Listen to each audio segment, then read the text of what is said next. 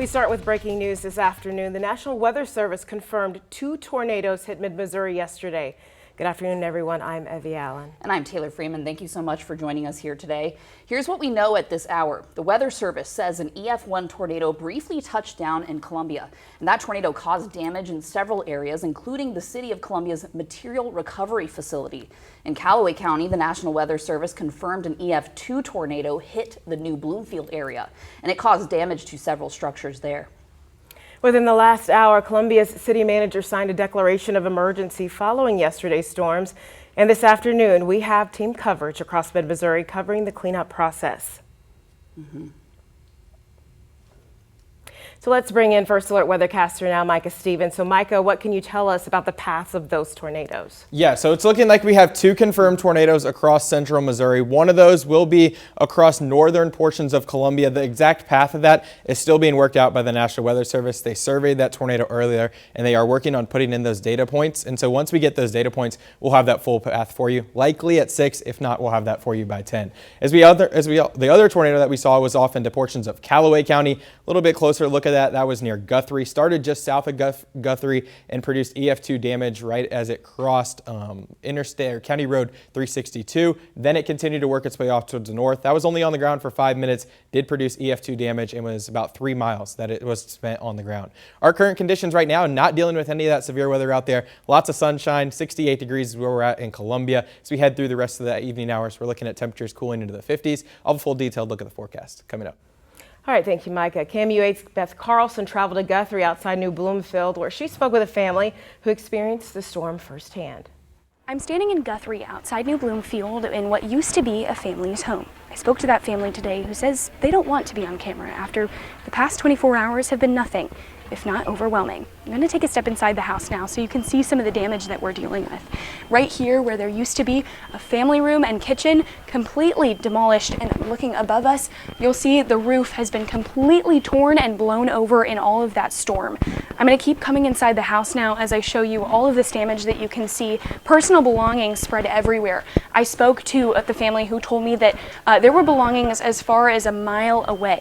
And all the way behind me, you'll see the entrance to what the yard is. But truthfully, that used to be a garage. All of that blowing over and ending up in the trees and nearby property in the storm. The homeowners told me they were racing to the basement when they started to hear what sounded like a tornado. Broken glass from the windows cut one member of the family, but no one was severely injured. They told me their belongings were blown all over their yard, which is what they're still working on today. Family and friends telling me they've spent the past 24 hours helping to clear all of this debris from the yard and neighboring property, hoping to find and salvage anything that belongs to this family. But they know the work has just begun. In Guthrie, Beth Carlson, KOMU 8 News. All right, thank you, Beth. Columbia residents are left without a way to recycle after storms destroyed the city's central sorting facility. KOMU 8's Taylor Brooks is live at the facility to show us what the damage there looks like and what it means for residents who recycle. Taylor. As you can see behind me, the structure is completely destroyed. Everything down, power lines down. Now you're gonna follow me over here to my right. There's a white truck right here. Right behind it used to be the front doors of this facility, completely unrecognizable. Now I talked to the director of solid waste about what this means for the recycling in Columbia in the future.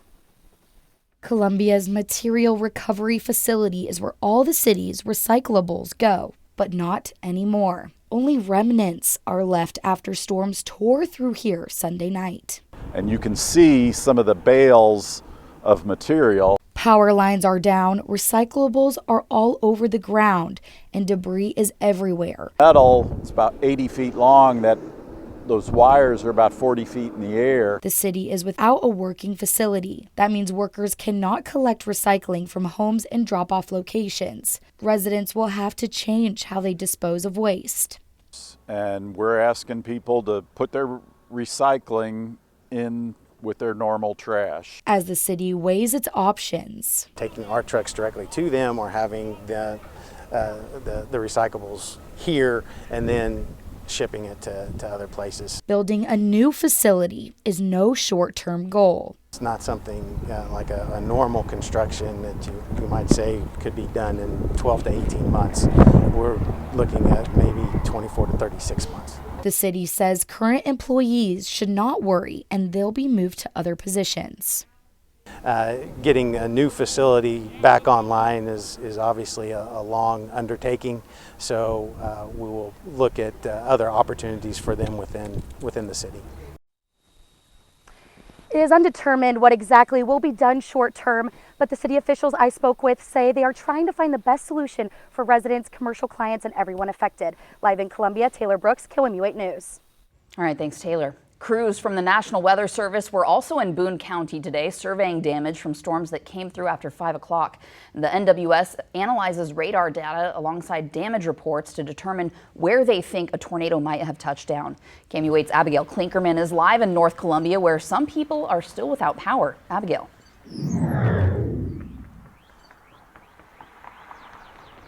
Yeah, I'm here right by the railroad tracks on Waco Road near Paris Road, where if I step to the side, you can see behind me about a mile's worth actually of power poles have either been snapped into or knocked down entirely, leaving many people in the dark.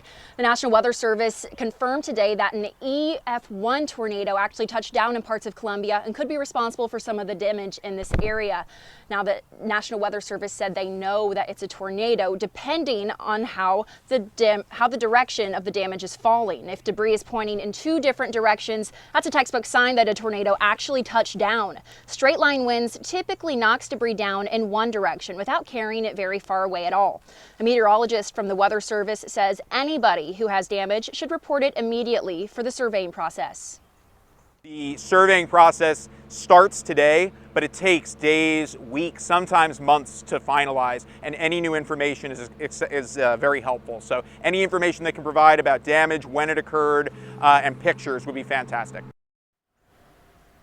The National Weather Service said that you can report reports of damage to them directly or to local law enforcement. The city says there are still about 70 homes in Columbia that are still without power. It'll be like that for the next few days. Reporting live in Columbia, Abigail Klinkerman, KOMU 8 News. All right, thank you, Abigail. One Columbia father says he's happy him and his 2 daughters are okay after a tree fell in the middle of their living room. KOMU 8's Bethany Cates walked through the home with him today, and she joins us live from their home to tell us their story. Bethany. Well, you know, you can see this tree is massive, and it used to lie here in front of Brad Belcher's yard, but it's now lying right in the middle of his living room and kitchen. And the father says he was just having family time just 5 minutes before with his 2 daughters, and within 60 seconds, that all changed. When wind goes through a tunnel, you know, like you get the whooshing, like whoo, whoo, but there's no tunnel, it's just open air. The world just went white. And the wind, that's when the really loud wind, and then things just started hitting the house. Brad Belcher and his neighbors weren't expecting Easter Sunday to look like this. We were all standing in that living room laughing, you know, like, you know, having family moments. And shortly after Belcher told his 2 daughters to go to the basement, the unthinkable happened. And within 60 seconds of the winds picking up, was when the tree fell. I kind of dove. It's crazy. It was like a movie. Brad says it was almost as if this storm was traveling in a straight line when this tree right here was picked up and thrown directly into the middle of his living room as he was standing right at the front door. I was standing right there when it happened. When all this happened, I was standing watching it. And yeah, I breathed all this in. In an instant, the Belcher's home nearly gone, with a few reminders of what existed before the storm. This can all be taken care of and rebuilt. Things are things, but you can't replace your loved ones. Now, after assessing that damage, you know, you can see the roots here still. Belcher says that he encourages everyone to take those warnings seriously because he usually doesn't. And this time, his life changed just in short of 1 minute. I'm Bethany Cates reporting live in Columbia, KOMU 8 News.